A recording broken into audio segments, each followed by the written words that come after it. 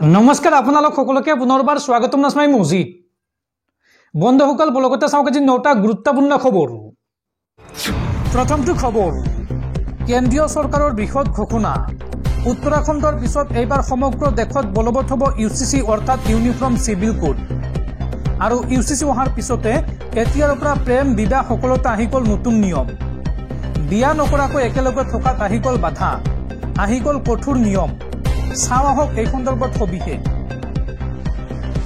বিয়া নকৰাকৈ একেলগে থকাত আহি গ'ল বাধা, আহি গ'ল কঠোৰ নিয়ম।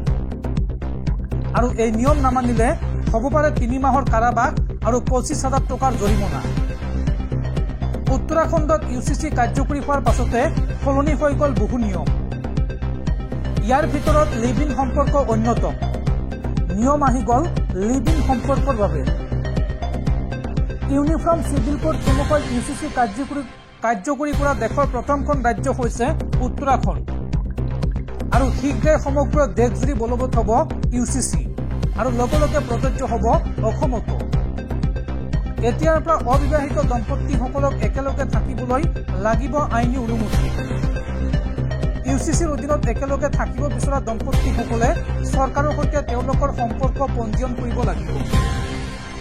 লিভ ইন পঞ্জীয়নৰ বাবে সকলো নথিপত্ৰ তেওঁলোকে দাখিল কৰিব লাগিব। আধাৰ কাৰ্ড, সম্পৰ্কৰ তথ্য, বাসস্থানৰ প্ৰমাণপত্ৰ, ভাড়াত লোৱা ঘৰৰ মালিকৰ বিষয়ে সম্পূৰ্ণ তথ্য লাগিব। লগতে তেওঁলোকৰ নিজ ধৰ্মৰ ধৰ্মীয় নেতাৰ দ্বাৰা জাৰি কৰা প্ৰমাণপত্ৰ লাগিব। আৰু এইবোৰ নিয়ম নামানিলে বিয়া নকৰাকৈ থাকিব নোৱাৰিব কোনো দম্পতী। লিভ ইন সম্পৰ্ক পঞ্জীয়ন কৰাৰ বাবে 500 টকা মাচুল লোৱা হ'ব।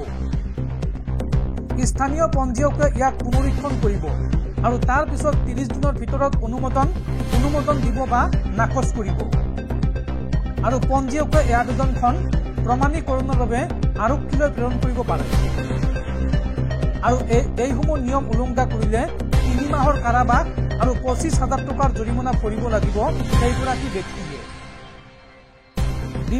বিবাহ বিচ্ছেদ, উত্তৰাধিকাৰী বিষয় সম্পৰ্কে সকলো নাগৰিকৰ বাবে এক অভিন্ন আইন প্ৰস্তুত কৰাৰ লক্ষ্যৰে আহিছে এই ইউচিচি অৰ্থাৎ ইউনিফৰ্ম চিভিল কোড। পৰৱৰ্তী খবৰ, গুৱাহাটীত পুনৰ ভয়ংকৰ ঘটনা। এইবাৰ গুৱাহাটীত নিৰ্মাণ কৰা হৈছে অশ্লীল ছবি। এগৰাকী বাংলাদেশী যুৱতীৰ সৈতে মিলি অসমৰ 2 যুৱকৰ কুকাণ্ড। গুৱাহাটী মহানগৰীৰ এখন বিলাসী হোটেলত সংঘটিত হৈছে এই ভয়ংকৰ কাণ্ড। ঘটনা সন্দৰ্ভত 3 যুৱক যুৱতীক গ্ৰেপ্তাৰ আৰক্ষী। বাংলাদেশৰ এগৰাকী যুৱতীৰ সৈতে মিলি অসমৰ 2 যুৱকক আটক। গুৱাহাটী মহানগৰীৰ এখন বিলাসী হোটেলৰ পৰা আটক কৰা হৈছে তিনিওকে। আৰু তিনিওৱে মিলি অশ্লীল ছবি নিৰ্মাণ কৰাৰ অভিযোগ উত্থাপন হৈছে। উক্ত অভিযোগত তিনিওকে আটক কৰিছে দিছপুৰ আৰক্ষীয়ে। ধৃত যুৱকদ্বয়ৰ নাম হৈছে শফিকুল হক আৰু জাহাংগীৰ আলম। আৰু ভিছাবিহীনভাৱে অসমত প্ৰৱেশ কৰিছিল বাংলাদেশী যুৱতীগৰাকীয়ে। আৰু বৰ্তমান দিছপুৰ থানাত ৰখা হৈছে যুৱতীগৰাকীক। আৰু হাতীগাঁও থানাত আৰক্ষীৰ শীৰ্ষ বিষয়াই জেৰা চলাইছে এই ধৃত যুৱকদ্বয়ক। পৰৱৰ্তী খবৰ, অসম সাহিত্য সভাৰ বিৰুদ্ধে এইবাৰ বিস্ফোৰক অভিযোগ উত্থাপন কৰিছে সৌদ অসম সংখ্যালঘু ছাত্ৰ সন্থা চমুকৈ আমছুৱে। অসম সাহিত্য সভাই সংখ্যালঘু বুদ্ধিজীৱীক আমন্ত্ৰণ নকৰাৰ অভিযোগ। হিমন্ত বিশ্ব শৰ্মাৰ দৰে সাহিত্য সভাই সাম্প্ৰদায়িক নীতি লোৱাৰ বিস্ফোৰক অভিযোগ আনিলে সৌদ অসম সংখ্যালঘু ছাত্ৰ সন্থা চমুকৈ আমছুৱে। অসম সাহিত্য সভাক লৈ এইবাৰ বিস্ফোৰক অভিযোগ আমছুৰ। অসম সাহিত্য সভাই ধৰ্মীয় মেৰুকৰণ কৰাৰ অভিযোগ। 1,30,00,000 মুছলমানৰ কোনো বুদ্ধিজীৱীকে আমন্ত্ৰণ নকৰিলে সাহিত্য সভাই। অসম সাহিত্য সভাত অৱদান আছে সংখ্যালঘু লোকৰ। ভাষা সাহিত্য জীয়াই ৰখাৰ স্বাৰ্থত সংখ্যালঘু সমাজে সংগ্ৰাম অব্যাহত ৰাখিছে। দিছপুৰৰ নিৰ্দেশতহে এই অধিৱেশন হৈ থকা যেন লাগিছে, এই মন্তব্য আমছুৰ। সাম্প্ৰদায়িক মনোভাৱ লৈ কিয় পাতিছে সাহিত্য সভা, এই প্ৰশ্ন উত্থাপন কৰিছে আমছুৱে। কি অপৰাধ কৰিছে অসমৰ 1,30,00,000 সংখ্যালঘুৱে? হিমন্ত বিশ্ব শৰ্মাৰ দৰে সাম্প্ৰদায়িক নীতি লৈছে সাহিত্য সভাই। অসম সাহিত্য সভাক লৈ এই বিস্ফোৰক অভিযোগ আমছুৰ। দৰ্শকসকল আৰু বহুতো গুৰুত্বপূৰ্ণ খবৰ আছে। তাৰ আগতে আপোনাক জনাও যে যদি আপুনি এতিয়ালৈকে এইটো ভিডিঅ'ত লাইক কৰা নাই তেন্তে এতিয়াই ভিডিঅ'টোত লাইক কৰি দিয়ক আৰু এনেকুৱা ধৰণৰ ভিডিঅ'সমূহ নিতৌ চাবলৈ চেনেলটো ছাবস্ক্ৰাইব কৰি কাষত থকা বেল আইকনটো প্ৰেছ কৰি ৰাখক। পৰৱৰ্তী খবৰ, ৰাজ্যবাসীলৈ ভাল খবৰ। ৰাজ্যবাসী এতিয়া পোনপটীয়াকৈ অভিযোগ দিব পাৰিব অসম আৰক্ষীৰ ডিজিপি হৰমিত সিঙক। হয়, এতিয়াৰ পৰা আপুনি আপোনাৰ প্ৰতিটো সমস্যাৰ বিষয়ে অসম আৰক্ষীৰ ডিজিপি হৰমিত সিঙক পোনপটীয়াকৈ দিব পাৰিব অভিযোগ। এই সন্দৰ্ভত ডিজিপিগৰাকীয়ে মুকলি কৰিলে ফোন নম্বৰ আৰু ৱেবছাইট। আপোনাৰ সমস্যাৰ সমাধান এতিয়া ডিজিপিৰ হাতত। যিকোনো সমস্যাৰ অভিযোগ আপুনি পোনপটীয়াকৈ দিব পাৰিব ডিজিপি। এই সন্দৰ্ভত মুকলি কৰিলে ডিজিপিয়ে ফোন নম্বৰ, লগতে মুকলি কৰিলে ৱেবছাইট। ফোন নম্বৰটো হৈছে 6026903488। এই নম্বৰটো আপোনালোকে এতিয়াই নোট কৰি ৰাখক। মই পুনৰবাৰ কৈছোঁ 6026903488। এই নম্বৰত আপোনালোকে পোনপটীয়াকৈ অভিযোগ দিব পাৰিব অসম আৰক্ষীৰ ডিজিপি হৰমিত সিঙক। লগতে ৱেবছাইট বা জিমেইলটো হৈছে dgpasam.appointment@gmail.com। এই ইমেইলৰ জৰিয়তে আপোনালোকে অভিযোগ দিব পাৰিব ডিজিপিক আৰু তাৰ পিছতে আপোনাৰ সমস্যা সমাধান কৰিব অসম আৰক্ষীয়ে।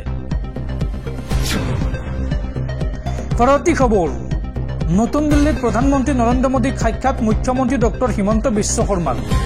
কেন্দ্ৰীয় বাজেটত নামৰূপৰ ইউৰিয়া প্ৰকল্পৰ অনুমোদনৰ সিদ্ধান্তৰ বাবে কৃতজ্ঞতা জ্ঞাপন প্ৰধানমন্ত্ৰী মোদীক আৰু এডভান্টেজ আছাম 2.0 সন্মিলন আৰু বিশাল ঝুমৰ প্ৰদৰ্শন সন্দৰ্ভত প্ৰধানমন্ত্ৰী মোদীৰ পৰা মূল্যৱান নিৰ্দেশনাও লাভ কৰে মুখ্যমন্ত্ৰী হিমন্ত বিশ্ব শৰ্মাই।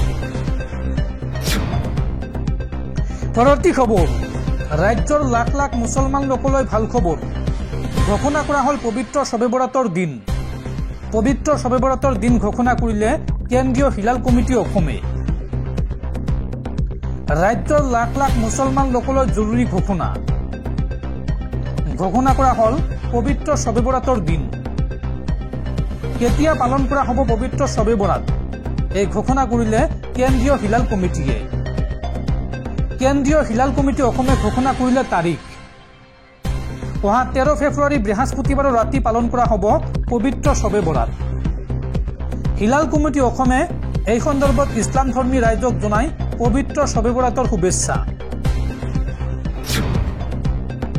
পৰৱৰ্তী খবৰ, 10 বছৰ আগুৱাই গ'ল চীন, বিফল হ'ল মোদীৰ মেক ইন ইণ্ডিয়া।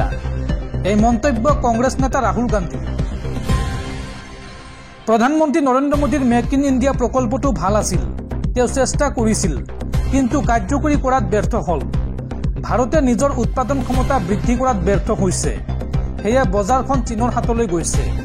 সোমবাৰে লোকসভাত ৰাষ্ট্ৰপতিৰ ভাষণ সন্দৰ্ভত আলোচনাৰ সময়ত বিৰোধী দলৰ নেতা ৰাহুল গান্ধীয়ে দেশৰ অৰ্থনীতি, বৈদেশিক পৰিক্ৰমা, সীমান্ত সমস্যা, সামাজিক আৰু ৰাজনৈতিক বিষয়কে ধৰি বিভিন্ন বিষয়ত মোদী নেতৃত্বাধীন বিজেপি চৰকাৰক সমালোচনা কৰে।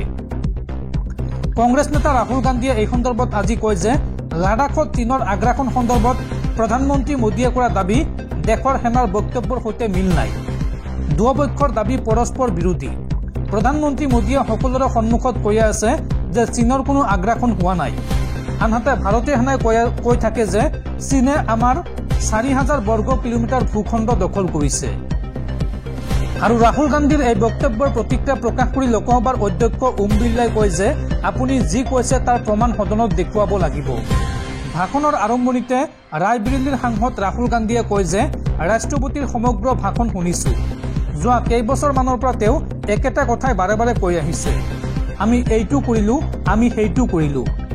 যিকোনো দেশ উৎপাদন আৰু ব্যৱহাৰৰ ওপৰত চলি থাকে, কিন্তু এই দেশত ৰিলায়েন্স, আদানী, টাটা, মহিন্দ্ৰা কোম্পানীসমূহৰ বৃদ্ধিৰ পিছতো দেশত সামগ্ৰিক উন্নতি হোৱা নাই।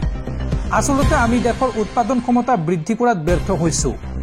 ইয়াৰ দ্বাৰা চীন লাভৱান হৈছে। আমি চীনা ফোন ব্যৱহাৰ কৰোঁ, বাংলাদেশী কাপোৰ পিন্ধো। ৰাহুল গান্ধীয়ে লগতে কয় যে প্ৰতিটো ক্ষেত্ৰতে আমাৰ পৰা কমেও 10 বছৰ আগবাঢ়ি আছে চীন। পৰৱৰ্তী খবৰ, পুনৰ সম্প্ৰসাৰণ হ'ব অসম মন্ত্ৰীসভাৰ আৰু এইবাৰ সম্প্ৰসাৰিত মন্ত্ৰীসভাত ভৱেশ কলিতা অন্তৰ্ভুক্ত হোৱাৰ সম্ভাৱনা। দুটাকৈ গুৰুত্বপূৰ্ণ বিভাগৰ দায়িত্ব পাব পাৰে ভৱেশ কলিতাই। পৰৱৰ্তী খবৰ, উগ্ৰপন্থী সংগঠন আলফা স্বাধীনলৈ এইবাৰ কেন্দ্ৰীয় চৰকাৰৰ চকজ। অহা 30 দিনৰ ভিতৰত এই চকজৰ উত্তৰ দিয়াৰ নিৰ্দেশ আলফা স্বাধীনক। কিয় বেআইনী ঘোষণা নকৰিব তাৰ উত্তৰ দিব লাগিব আলফা স্বাধীনে। 4 মাৰ্চৰ বিয়লি 3 বজাত গুৱাহাটী উচ্চ ন্যায়ালয়ত হাজিৰ হোৱাৰ নিৰ্দেশ কেন্দ্ৰীয় চৰকাৰৰ। সংগঠনটোৰ কৰ্তৃত্বপ্ৰাপ্ত প্ৰতিনিধি বা অধিবক্তা হাজিৰ হ'ব লাগিব আদালতত। 2024 27 নৱেম্বৰৰ পৰা আগন্তুক 5 বছৰৰ বাবে কাৰ্যকৰী হোৱাকৈ নিষিদ্ধ ঘোষিত সংগঠনৰূপে কিয় আলফা স্বাধীনক চিহ্নিত কৰা নহ'ব তাৰ উত্তৰ দিব লাগিব এই সংগঠনটোৱে। আৰু এই সন্দৰ্ভত আলফা স্বাধীনক লৈ চকত জাৰি কৰিছে কেন্দ্ৰীয় চৰকাৰে।